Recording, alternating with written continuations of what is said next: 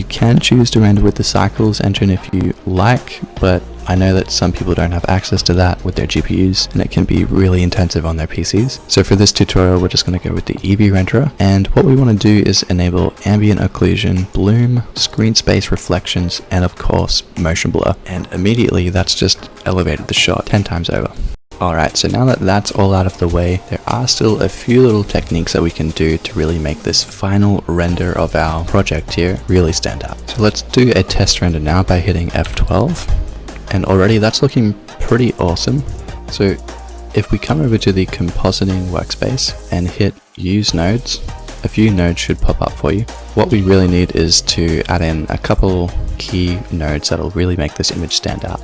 So if you hit Shift A, type in viewer node, just place that down there. And if you have Node Wrangler enabled, you can just drag the image over here with Alt and right click into the viewer.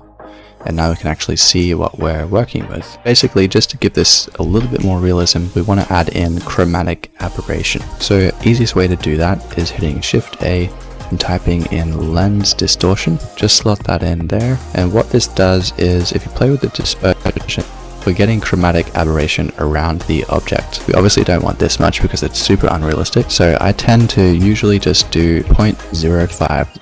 Gives you just the right amount of chromatic aberration to really sell you that this is a real product. So before we finish this off, we have to connect this to the composite node, otherwise it won't actually do anything that we've just done. So I'm just going to drag that in there. If you want to get fancy, you can add in some glare nodes.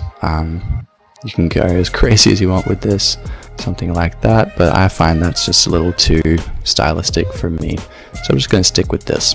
So now that that's done, we can actually render this out now.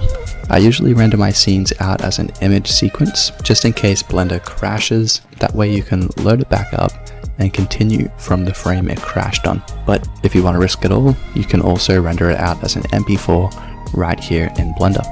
So to render this out properly, we're just going to go over to the Output Properties tab, ensure that we've got the correct resolution, make sure that this is at 100%, and come down to your Output folder. Make sure it's in an accessible folder for you, and then simply hit Ctrl F12. If you're still new to Blender and you want a full crash course, I recommend checking out this playlist. Thanks so much for watching.